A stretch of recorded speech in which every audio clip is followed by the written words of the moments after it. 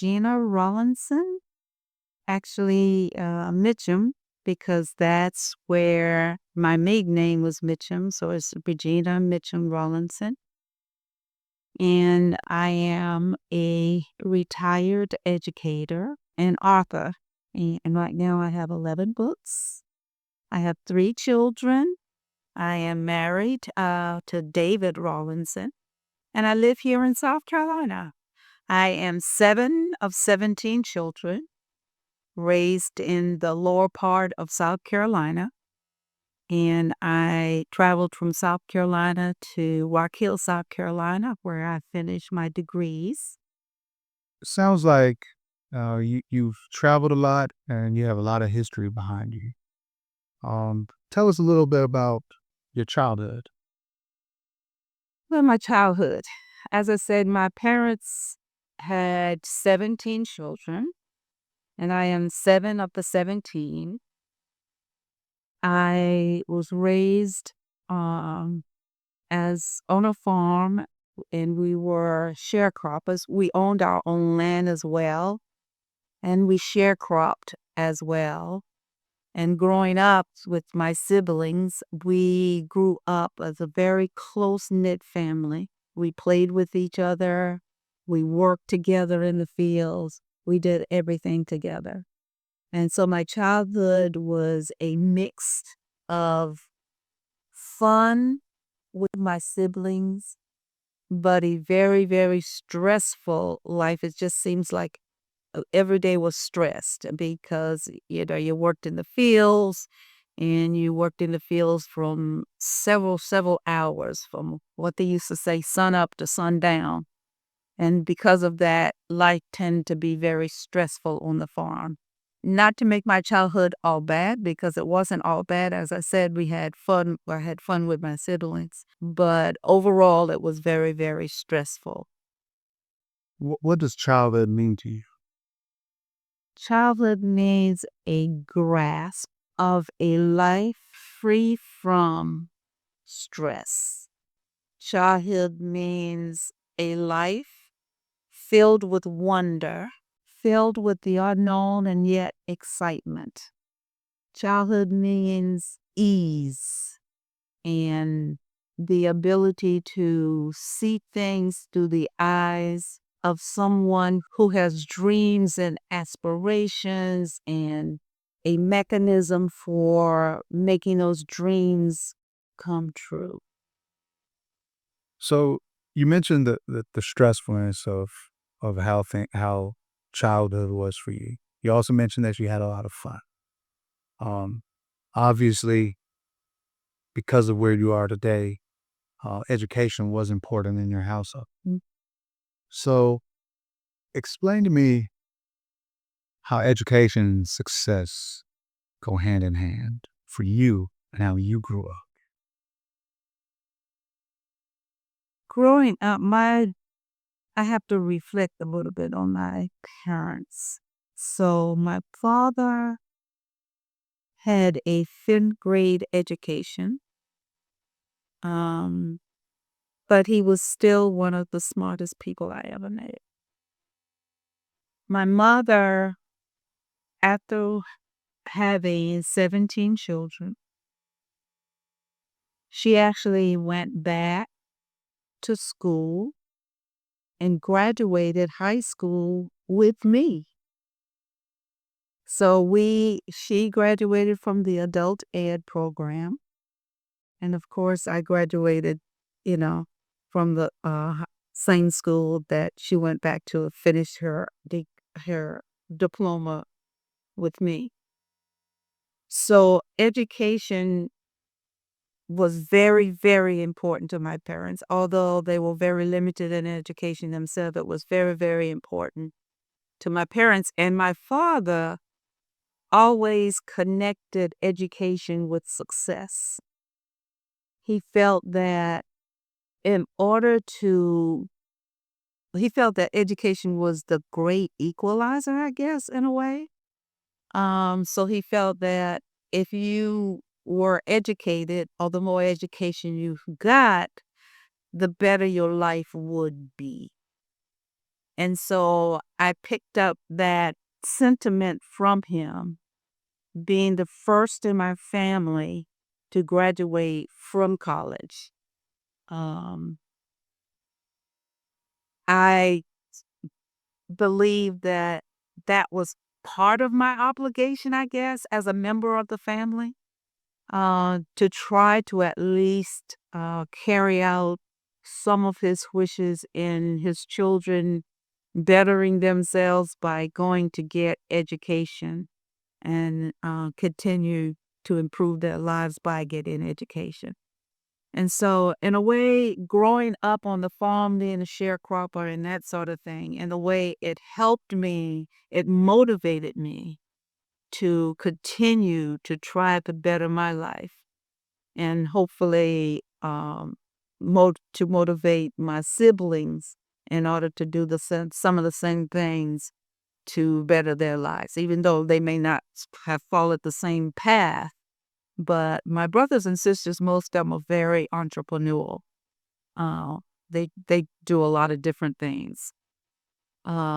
So that's how growing up on the farm and being connected with my parents the way I was connected and understanding that or believing what they said about education and how it could impact your life. I decided that I would try and to go to school, to graduate, teach, educate. I my heart in my heart and soul I am in a teacher. I am an instructor, I am an educator.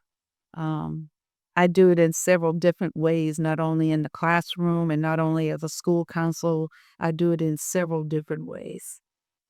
For example, my coaching program, the Empowerment and Transformation Blueprint, I empower entrepreneurs and professional women to overcome a scarcity mindset, crush self doubt, silence comparison, and build boldly so they own their vision and speak with unshakable confidence.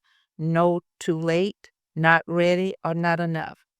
This is a program built on 4 foundational pillars.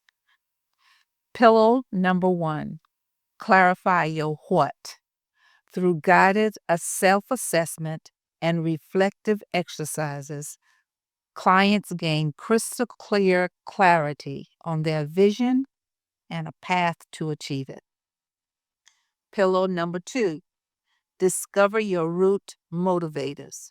By exploring the why behind their goals with weekly video guidance, interactive modules, and deep self reflection, they strengthen their inner drive and commitment. Pillar number 3, leverage your commitment. Clients put learning into action through real world implementation, homework assignments, and habit reinforcement to ensure lasting growth. Pillar number 4, push further. Accountability and community fueled progress through weekly group discussions, live Q&A sessions, and peer support to deepen insight and accelerate results. Interested individuals in this program, the Empowerment and Transformation Blueprint, can go to www.villagec.com where they will find links to the coaching program. Mm. So it sounds like education and success went hand in hand for you. Yeah. And obviously, when I was a kid, though, thing, things like sharecropping weren't really a thing.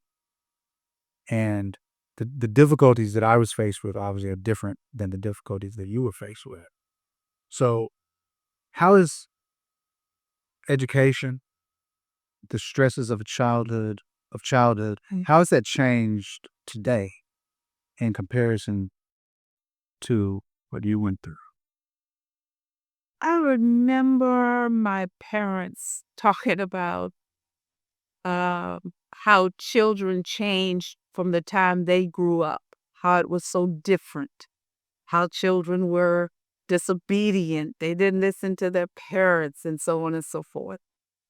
And then I listen to parents now, they're saying the same thing. So situations have changed, but the same kinds of things, parents are still saying the same kinds of things about children. So the stresses are different, the situations are different, but it tend to end in the same kind of results. Let me give you an example. I am very acquainted with poverty. So people will say there's a difference between urban poverty and rural poverty. That's true because wherein rural poverty, you have to deal with so many different things. Like if you, particularly on a farm, you have to deal with big green worms and you have to deal with gnats and you have to deal with flies and you have to deal with all of those kinds of things. Urban, you deal with city noise and packed apartment houses and packed buildings and people stacked on top of each other. And you may have bugs or you may have rats or whatever you may have. The stresses are different, but the result tend to be the same. The result tend to be stress. The results tend to be scarcity mindset. The result tend to be there's not enough to go around. So yes, the situation is different, and today's kids and how they're raised, the situation they had different things that they have to contend with. Social media. Growing up as a child, we didn't have social media, so we didn't have that stress or that influence of social media, but we had influences. We had influences of our peers. We had influences of the adults around us because when growing up, adults who when I was growing up, adults had more of a community. So adults would sit around and they would talk, and so you would hear the voices of those adults. So you still had those influences when you went to school. You still had those influences. So the influences are different, but the results tend to be the same. Children are influenced by social media. They're influenced by their peers. But that's true from generations to generations. So yes, situations are different. Results are the same. So, how did you avoid the influences to end up where you are today? I'm not sure I avoided them. I had my moments. I had my little trickeries going on. Um, but the person, and this is my conviction, this is what I believe. I believe that the voices of voice that you honor will be the voice that have the most influence on your life. If you honor the voices or the influence of the peers more, then they will have that influence on your life. For me, I honored my father's voice more and my mother voice more. And because I honored their voice more, I gave heed to their voice more. And I say more because I, I was not immune to the peer pressure and doing some things that I shouldn't be doing. But because my honor of their voice outweighed more than the peers or the other voices, then I think that's what helped me avoid additional pitfalls, so to speak. You mentioned earlier that your father was one of the smartest people you knew. Mhm. What about your mother? How did she where did she place when it came to things like that in your life? Where do you give her that same degree of reverence and importance? My mother was and still is what you would call steadfast. She was solid and still is very solid. She knew who she was and she honored who she was always. She was the kindest person in the neighborhood. Of course, I would think that because she's my mother. But I mentioned earlier that she had 17 children. But it did not matter who came to the house, who was around, how many other children was around. She always made sure that they had food and they had whatever she had to share with her children, she shared with other people's children. And and she was also made quilts, so she quilted a lot. So even now, when she can't quilt anymore, she want to make sure that someone she really likes or respect, she will have my sister make the quilt for her now. But when she was able to make quilts, that's what she would do. Or she would bake a cake for someone. Miss Hazel, I want to bake me a jelly cake. And she would bake that jelly cake and she would put all the love that she can put in that jelly cake. Or we used to eat deer. Well, they call it venison now. Then we call it deer. And a funny story about that is that growing up, my father was a hunter too, so he hunted a lot of, fish and deer. So growing up, I just knew it was deer. It wasn't until I was an adult that I realized that deer was Bambi, was the same as reindeer. I didn't realize that. But anyhow, so she would made some venison meat and it was good. And she would always share. When we killed hogs and she would make sure the neighbor, my grandmother or her sisters or other neighbors who didn't have hogs, who didn't raise hogs because we raised hogs, and she would share the hogs that we killed for the winter. So she was always very kind, and every one of her grandchildren, which she made with her own hands, because except for the newer ones, except for the last one was born in the last 5 years, every one of them have a quilt from grandma because that is one of the things that she wanted to leave for her grandchildren as a legacy. So she was always a solid person, always very kind, always very giving. And that's the legacy that she will leave with her family. She's 99 and a half right now. She will be 100 in November. Sounds like you honor your parents, not only in your youth, but even today, and you have true love for them. If there's one word, what one word allowed you to have this kind of honor and love for your parents? In one word.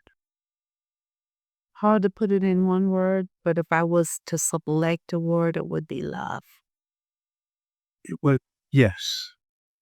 Mm, yes, love is a good word, but it's clear based off of you speaking of the memory of your father, but also your mother still, that love allows you to also honor them. That love and honor you have for them is something from childhood to adulthood that you had toward them that allowed you to love and honor them the way you do. Two things: the way they treat the other people and the respect that they had for their convictions.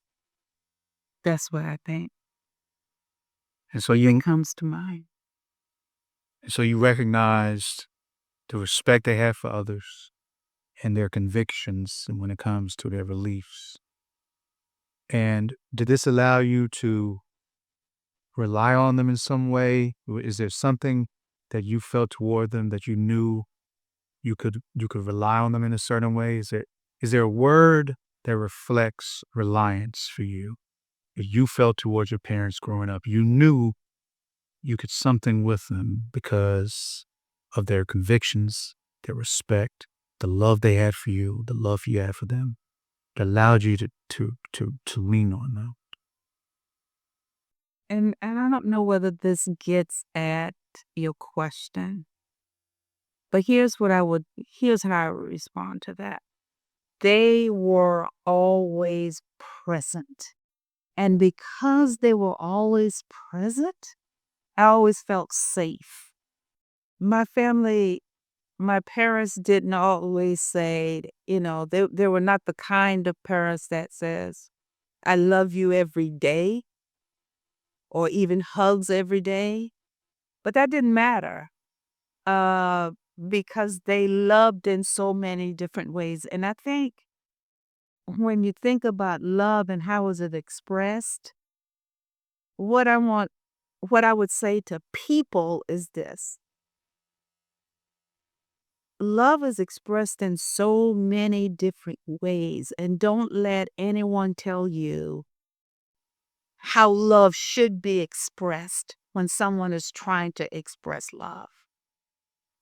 Society would tell you that you always have hugs and kisses and I love you every day and all that sort of stuff. That matters,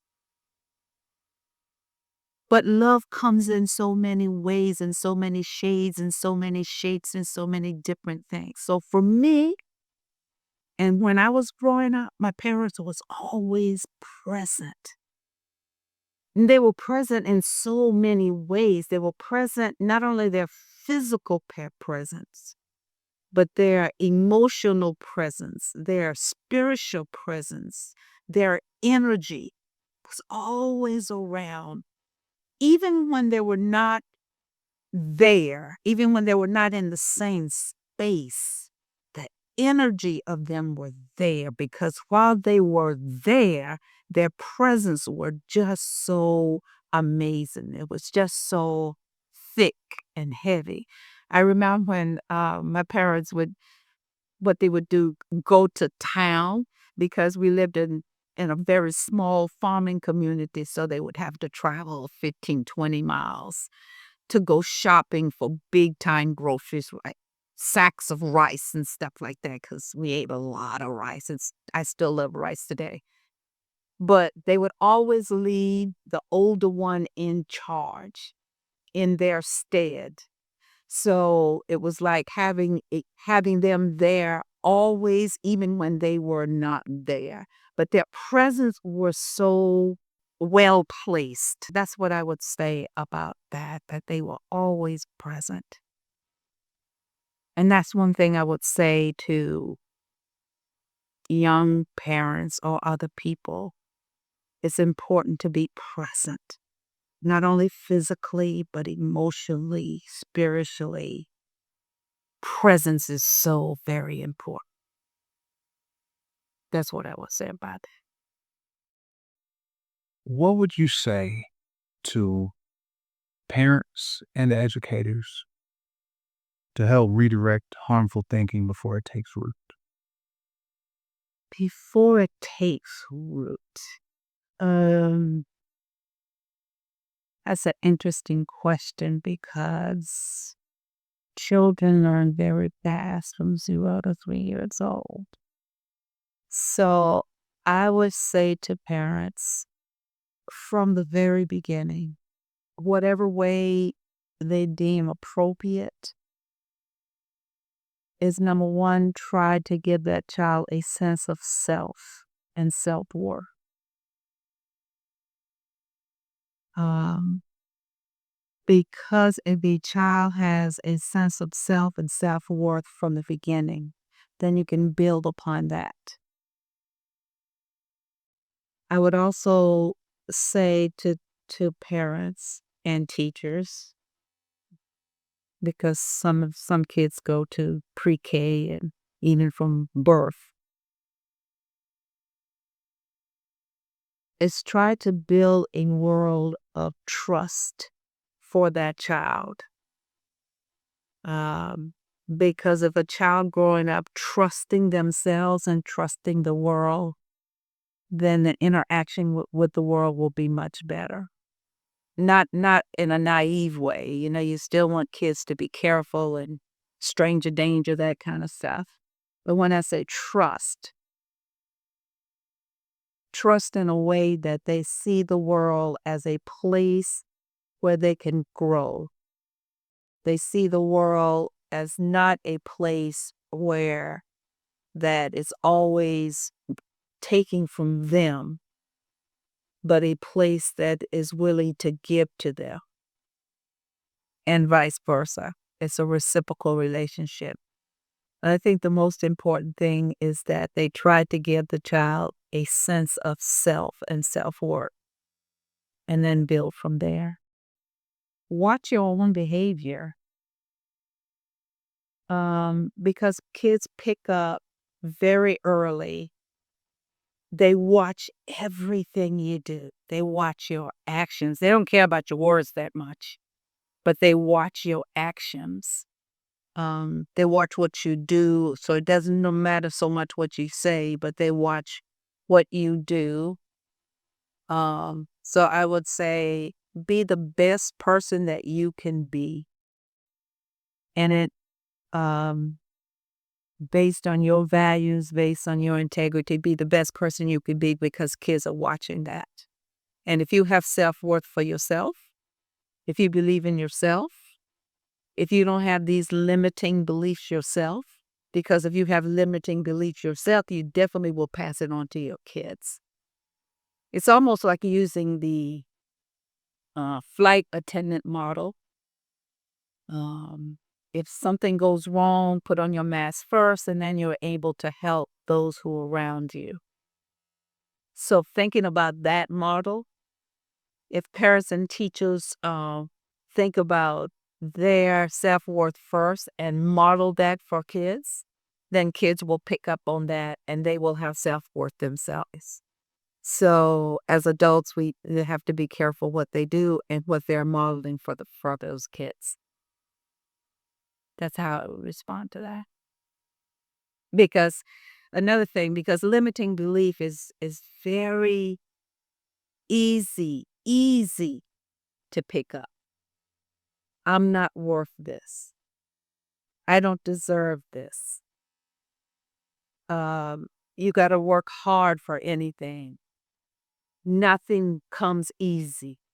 Money doesn't grow on trees. You have to pay your dues. All of those are limiting beliefs.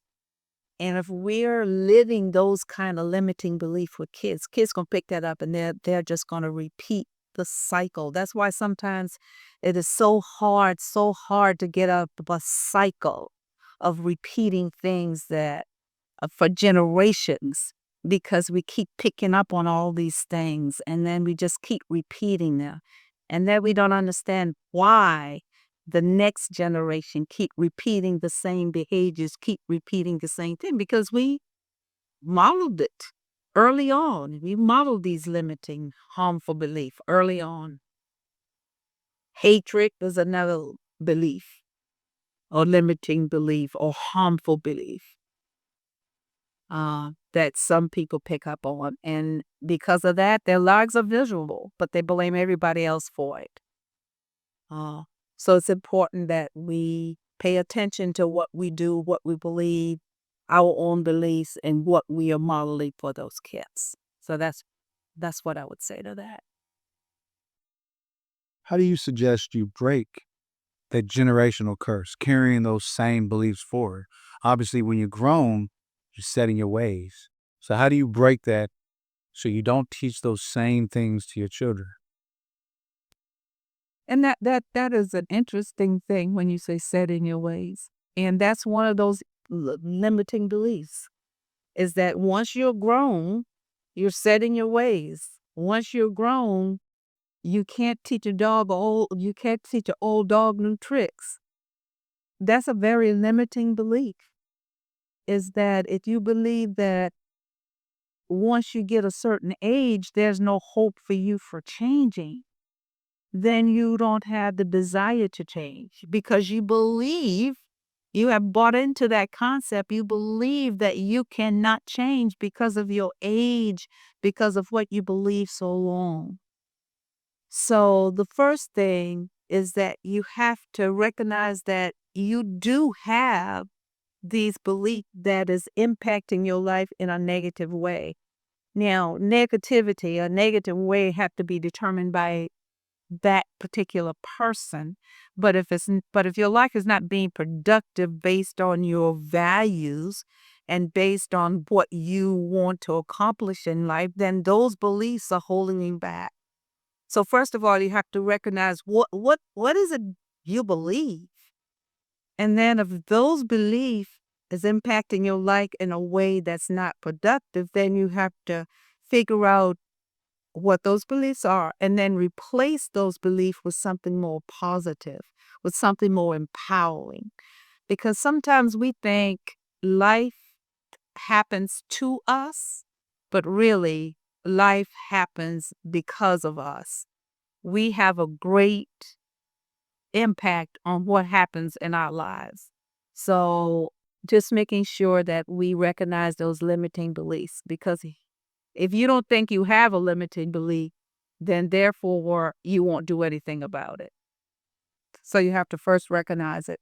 And then if you recognize it, once you recognize that those beliefs exist, then you have to decide, do I really want to change? Do I really want to change? Do I really want to change? And it's the will to change. Some people don't want to change. Some people is okay with where they are because the change, thinking about changing is too painful. So that's the only way you're gonna change your life by changing your belief.